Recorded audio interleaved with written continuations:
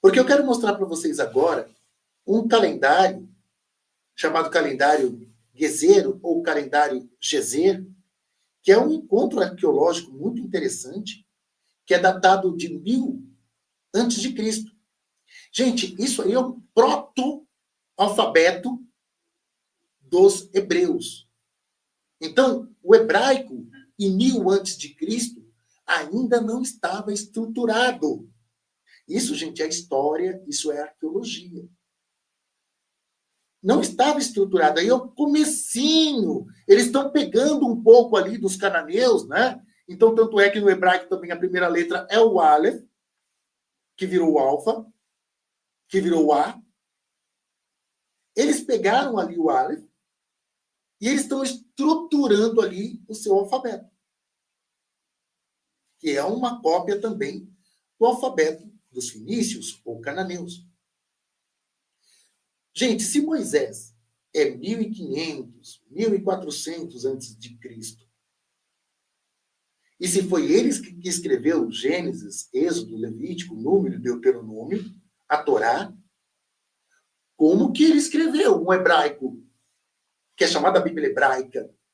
Como que ele escreveu em hebraico, sendo que o hebraico não estava nem estruturado? Não é interessante? É interessante se refletir. Então, gente, não tem nada escrito mesmo da Bíblia antes de 584. Esse 584 antes de Cristo. É bem na saída do cativeiro da Babilônia, como eu já narrei aqui. Gênesis capítulo 1, só o capítulo 1. É uma coisa que é datado, só o capítulo 1, tá, gente? Até o 2b, que é a primeira narrativa de criação. Que não tem demônio, que não tem serpente, que Deus não tirou a mulher do lado do homem. É a primeira narrativa. Se vocês não viram, dá uma olhada na primeira live, que tem a explicação, e depois eu volto um pouquinho na segunda live nesse tema. Então, o capítulo 1 de Gênesis até o capítulo 2b, ali é a primeira narrativa de criação, e essa é de coisa de 700, 650 antes de Cristo. Mas depois do 2b e os outros livros da Torá, tudo escrito bem depois de 584, depois do cativeiro da Babilônia. Então, vocês, entendendo isso, dá para realmente entender, caramba, então as coisas foram escritas bem depois dos acontecimentos. Bem depois. Tem mais alguma colocação aí, uma pergunta, dúvida? Que a gente já está indo para os finalmente. Vamos lá. Cássio, amigo curioso. Opa, isso é bom. Cássio, aqui para nós. Que o roteiro bíblico é bem elaborado e convincente? É, viu? É sim. E o cara que escreveu essas narrativas era bem inteligente. Sim, a gente vai falar de escribas no templo, né, e de uma realeza bem depois de tudo que eles passaram. Então, assim, depois de tanta humilhação, de tanto sacrifício, de tanta coisa, eles precisavam construir uma identidade. Então, foi bem elaborado, mas tem várias brechas que a gente está encontrando aqui. Tem várias brechas. Se você olhar direitinho, você encontra. E daqui para frente, vocês vão ver que no livro de Êxodo, de Levítico também, nós vamos encontrar várias brechas. Mas o que acontece também? Os padres, pastores, rabinos, eles contam de uma forma e romantizam até mesmo quando Deus está matando. Quando Deus está mandando destruir por bobeira. É romantizado de tal forma que a gente diz amém. Então também tem essa contribuição. Para que realmente a gente não olhe para isso. Esses textos não são discutidos nas escolas dominicais, na catequese, nos cursos bíblicos nas igrejas. Não se discute coisas assim. Vamos lá. Jailson, boa noite. É como se começássemos a falar do Brasil somente a partir de hoje. Sim, Exatamente. E ainda construindo uma história, vamos dizer assim, contada por uma elite dominante. Então, eles podem falar o que for. Eles podem construir, e que agora nós começássemos a construir um livro que seria o livro sagrado que todo mundo ia ter que seguir. Mais ou menos assim mesmo. Desse jeito, gente. Amazonas, o crente católico, o crente ou católico, né, sempre que quer justificar a inocências,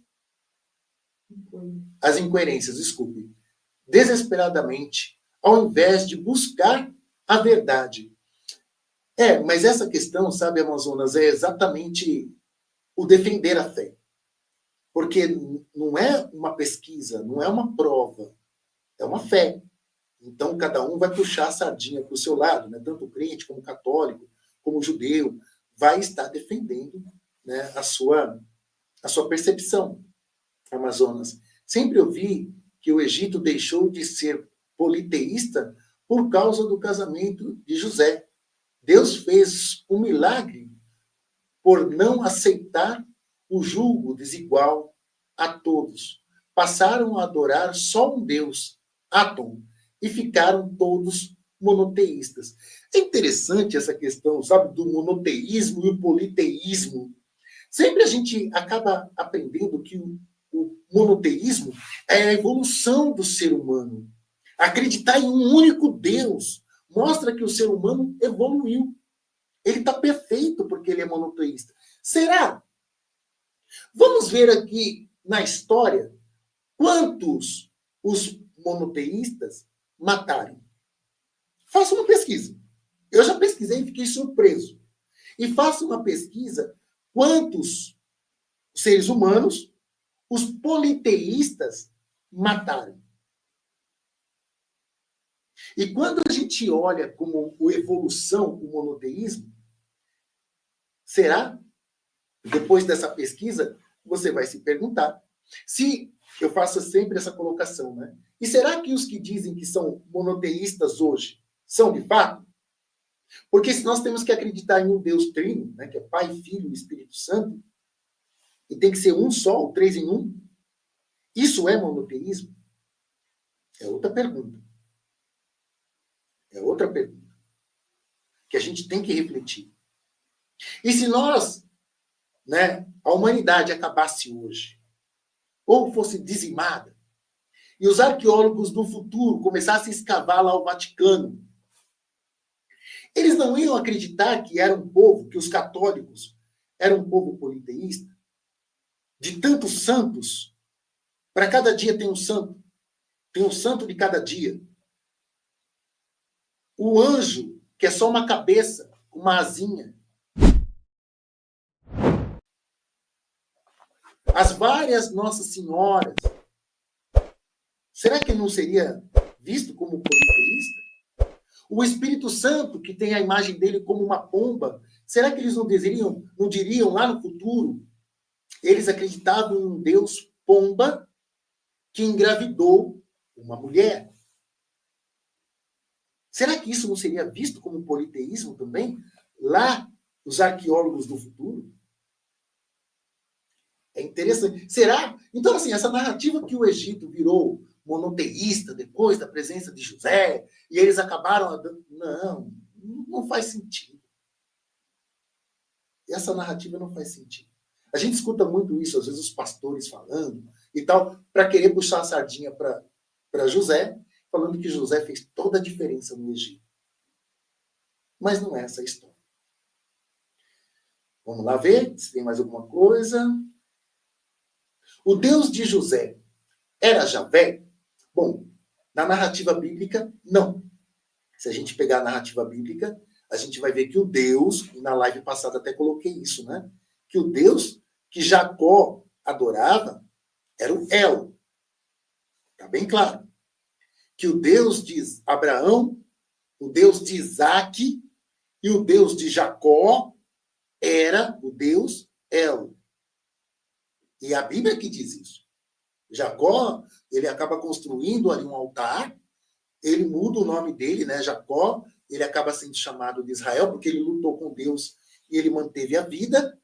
A partir daquele momento, ele começou a ser chamado de Israel, e ele faz uma adoração ao seu Deus, El. Então não tem Javé aí. Não tem Javé, não tem Jeová, não tem Hashem, que quer dizer o nome. Não tem. Tem é Deus El. Então, Gênesis todinho não tem Javé. Javé é uma construção tardia.